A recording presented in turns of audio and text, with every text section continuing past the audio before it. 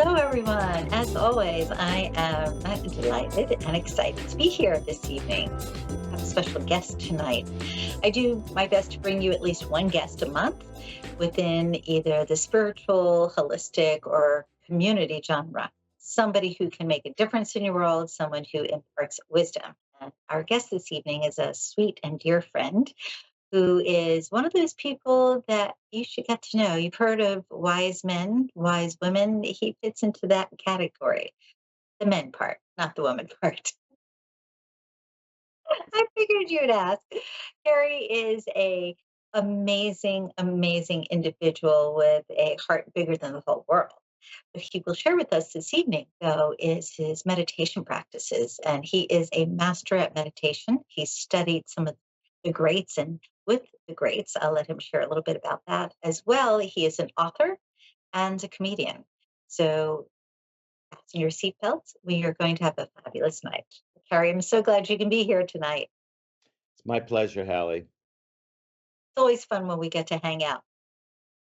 Always, always. And as long as the seatbelts are buckled, we're in good shape. Exactly.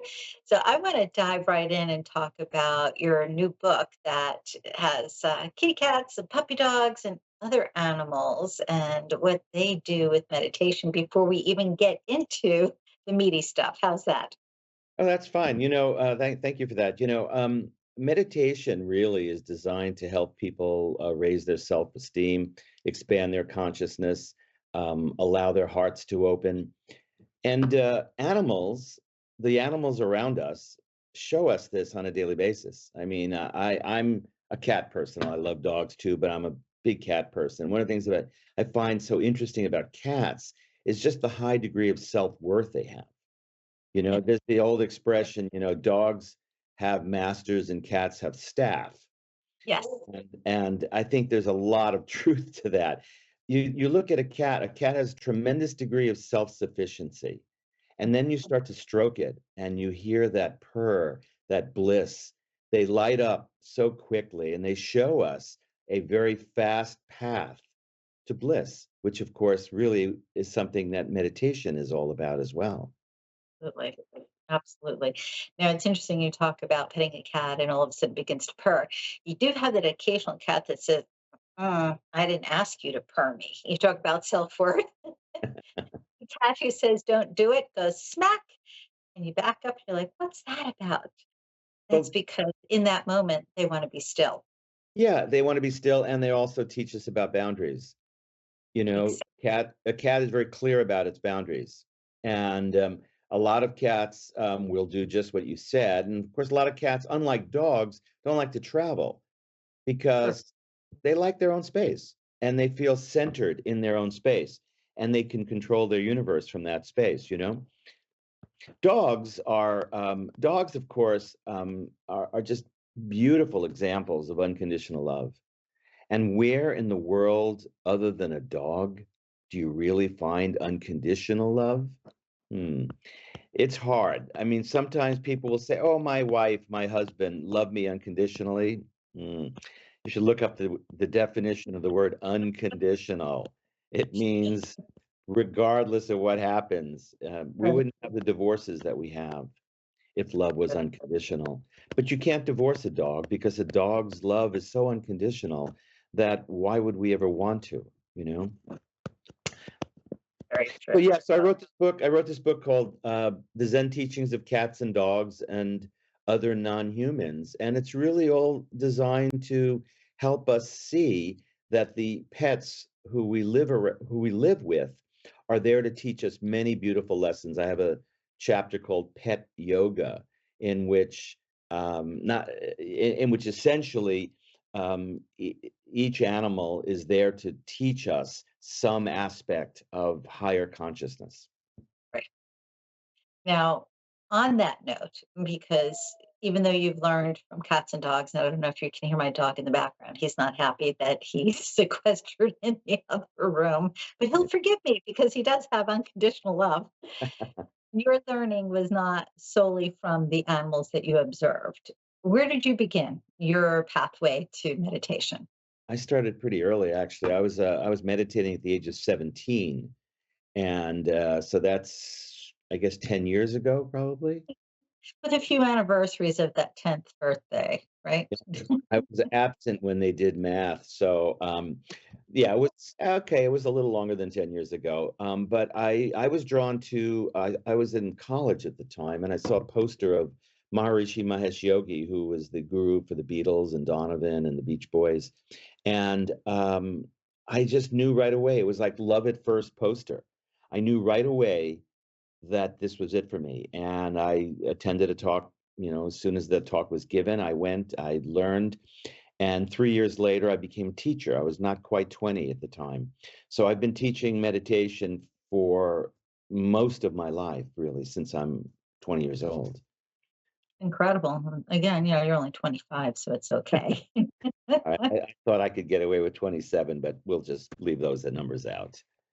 And the beautiful thing about it was that was actually it was my intuition that showed me or led me to this. And intuition is one of those very subtle parts of the mind that get stronger with meditation. Because essentially, meditation is a kind of gentle voyage, really, through your consciousness, through your mind.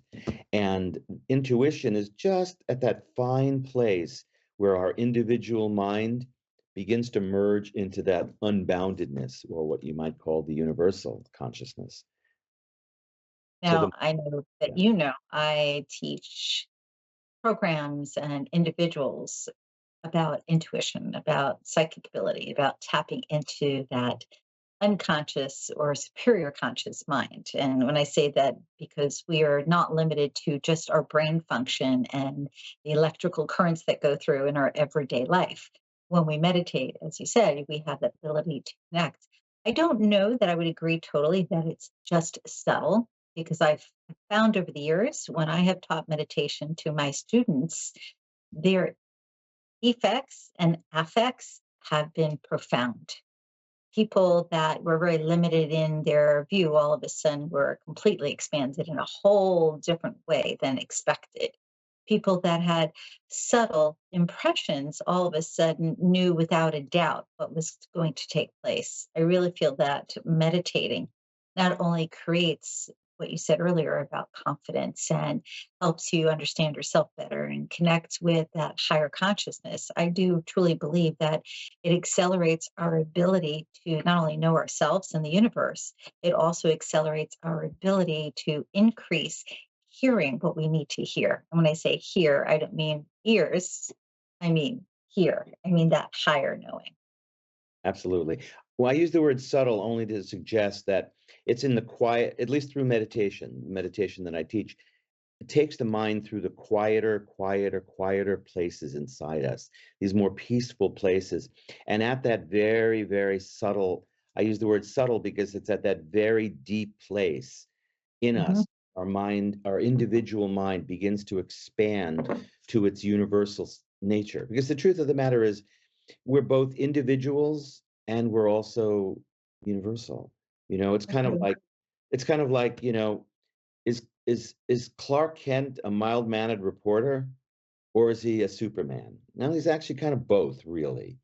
And it's Exactly. the same with us. We're individuals. We're Hallie, we're Carrie. We're people who show up in the world as distinct individuals, but we carry within us this unbounded, infinite source, really, of consciousness that's, as I said, infinite.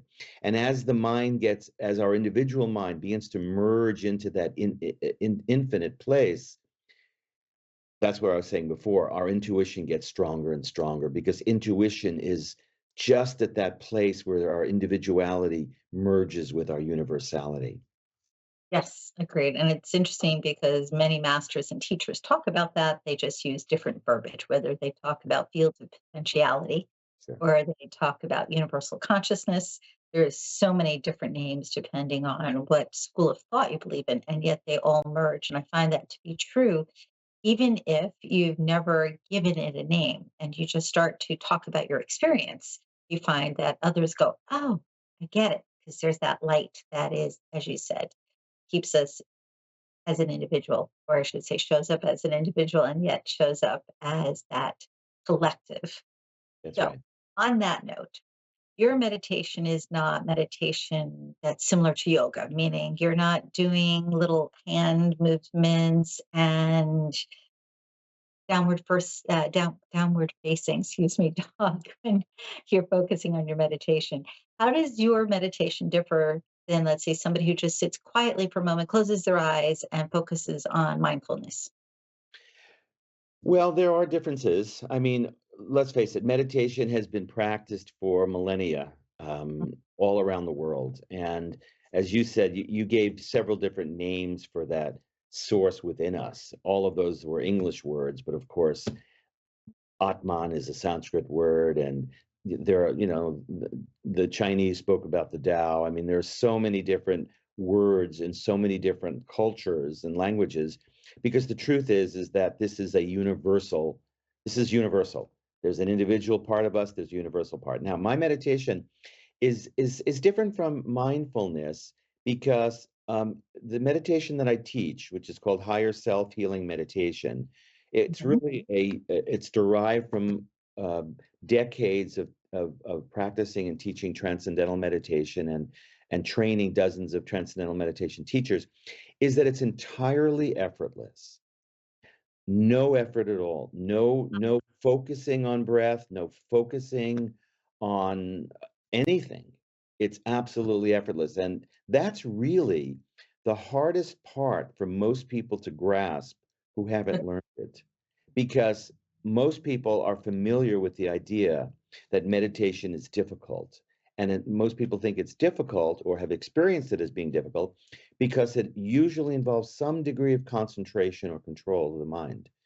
This technique is absolutely effortless, and if you're interested, I'll be happy to explain why it's effortless. Well, as long as it doesn't take a half an hour, then be my guest. It will not take a half an hour. This is radio, I know that.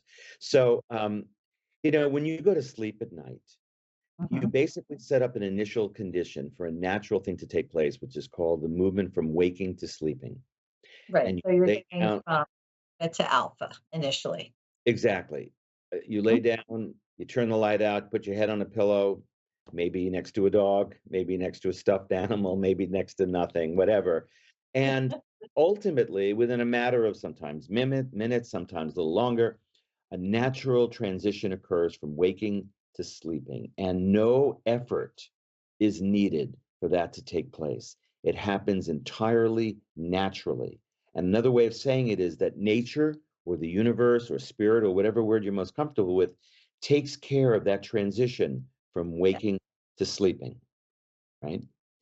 Now, at a certain point, your eyes will rapidly move, and if someone was observing you, they would see that that rapid eye movement was signifying that you now moved from a different state called dreamless sleep into dreaming. Right. So REM state. Exactly. At a certain point, you'll move out of that back into dreamless sleep. And if you don't use an alarm clock or a dog or a cat or a rooster, you will get In the window. you will get up naturally, meaning nature will get you up out of deep sleep into waking. And this transition happens every single night and morning of our lives. Waking to deep sleep to dreaming, back to deep sleep, back to waking. These are natural cycles, right? And Correct. each one occurs naturally without any effort on our part. In fact, if you try to fall asleep at night, you will only stay up. That's It's very count true.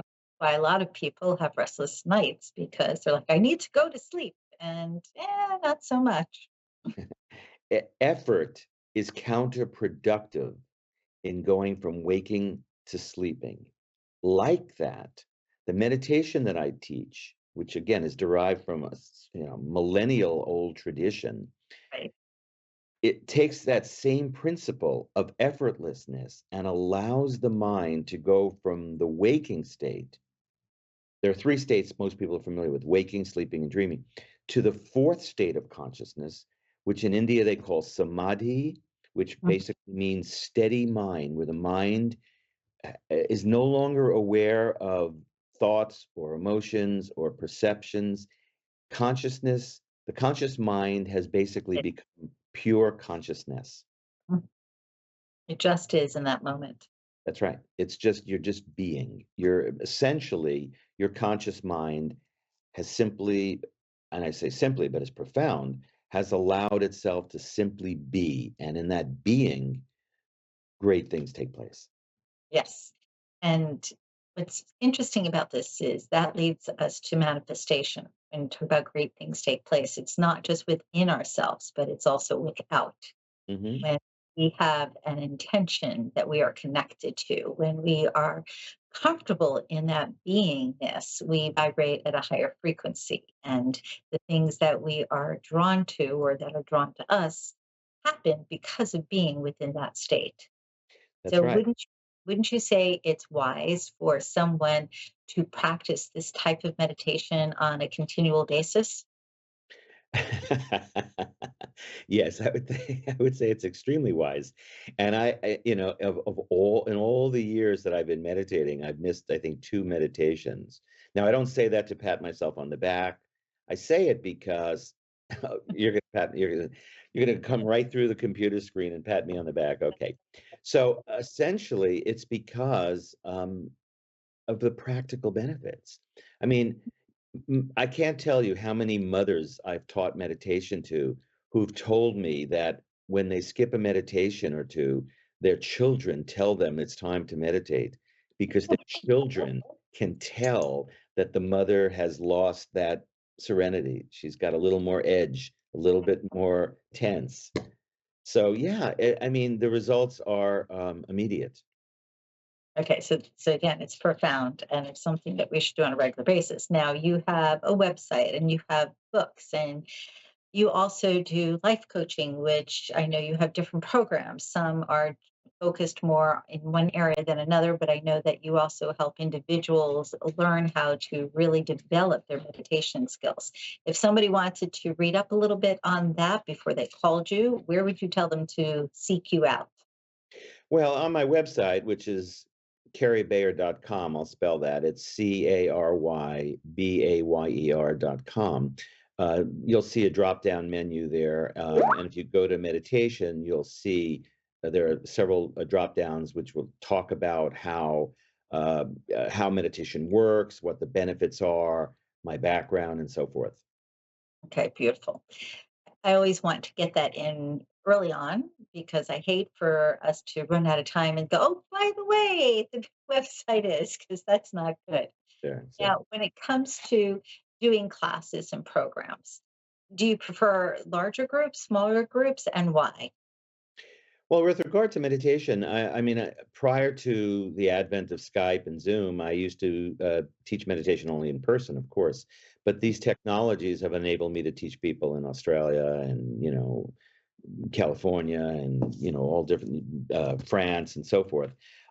So the answer to your question is really any size. I mean, the beautiful thing about meditation is this is such a lifelong um, uh, uh, work that I've done. I mean, I've been a life coach since 2001, but I've been a meditation teacher for decades before that.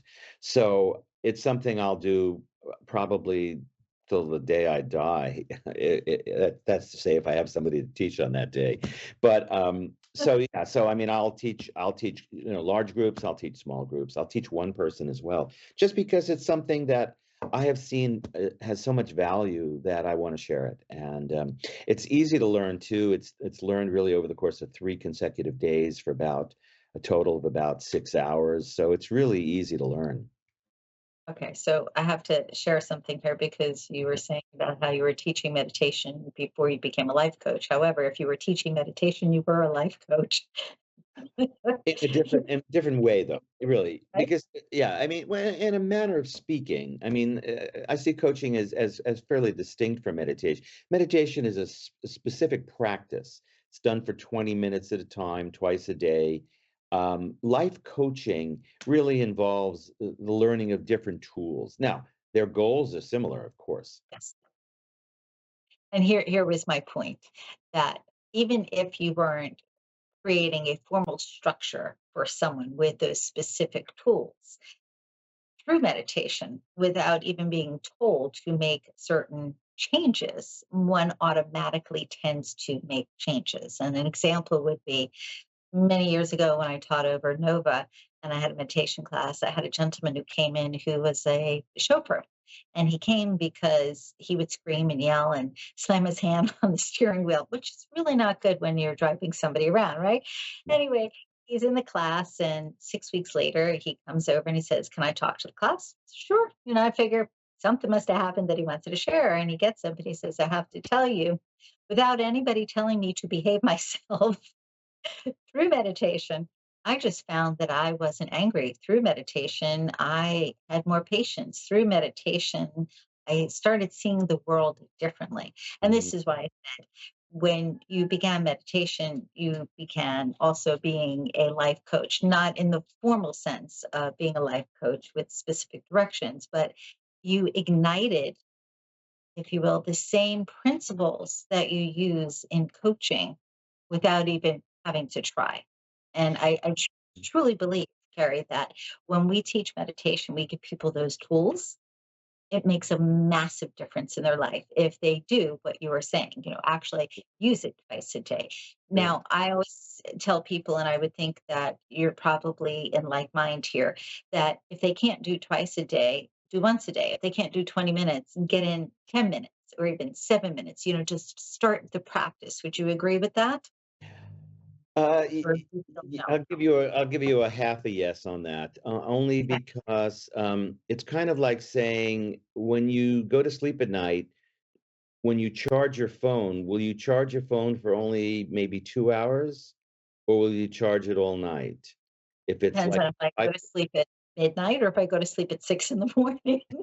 if it's at 5% when you go to sleep, would you set an alarm at 2 hours and take it out of its charge? No. It needs a full charge to operate and do all the things you need the next day. Sleep helps give most people a beneficial rest from the fatigue of the previous day. What meditation does, because it goes deeper than sleep, in terms of the levels of restfulness and relaxation that it produces, it has the tendency to remove deeper rooted stresses that have been, tying us up in knots for decades. And so, I say to people, when you ask a question, should you meditate once rather than twice? I would also counter it by saying, how many meals do you eat a day? Most people eat three. There, I knew you were going to. Well, you could eat one also. I mean, you can, but Line is sustenance, right? Is it not? Whether yeah, it's food or it's energy connecting to the divine, it has to do with our ability to have the proper sustenance.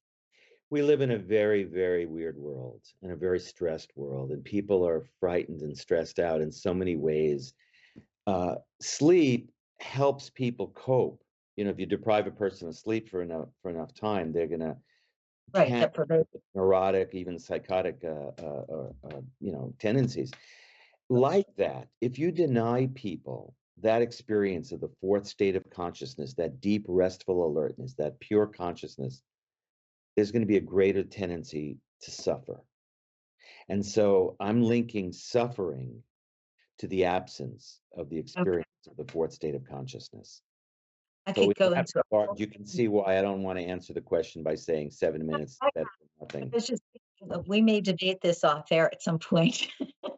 Say it 'Cause again. I What'd you say? into a whole tangent with that. So we may have to debate this off air at some Okay, point because we fine. can go That's into fine. a whole tangent. Yeah, 7 minutes is better than nothing, of That's course. it. Well, it gets exactly. Here's my thinking. You have to crawl before you run. Some people find it difficult, even with your methodology that is so simple. Sometimes that old programming runs through their head. And it's like, well, I don't know if I could do it. I don't know if I could sit. I can, you can talk yourself out of anything. However, you can do anything for a short period of time. So that's where I come from when I say if somebody just begins with a few minutes, that makes a difference. Right. That said, if We you will would, discuss this off air. okay, But I give see your point. I get your point. Okay, give everybody your website again. And also, if you would, whatever phone number somebody can call you on to get in touch, to book an appointment, to schedule private sessions, or to attend a workshop, in addition to the website. It's carybayer.com. That's CARYBAYER.com. And you'll see a drop-down menu for meditation there. My phone number is in the United States is 845-664-1883. My email address is carybayer22@gmail.com. Okay. I didn't ask for the email. That was a bonus. As Groucho Marx said, bring your dog around. I'll give him a bonus too. Okay. Awesome. Okay, so we have just a moment or two. If there were one thing that was truly, truly insightful about meditation that you could share, what would that one thing be? I would say that it is absolutely without effort. It is easy to do, and you will be amazed at how many really delightful things show up in your life as a result of doing this simple, easy practice twice a day. Perfect. One more time, your website, Carrie, and then we have to say goodnight, unfortunately. CARYBAYER.com, and the next free intro talk I'm giving is on July 10th at 9 o'clock Eastern Time in the United States. If you're interested, you can contact me and I'll give you the Zoom information. Perfect. I'm so glad you could join me this evening, and I know we have a talk very soon.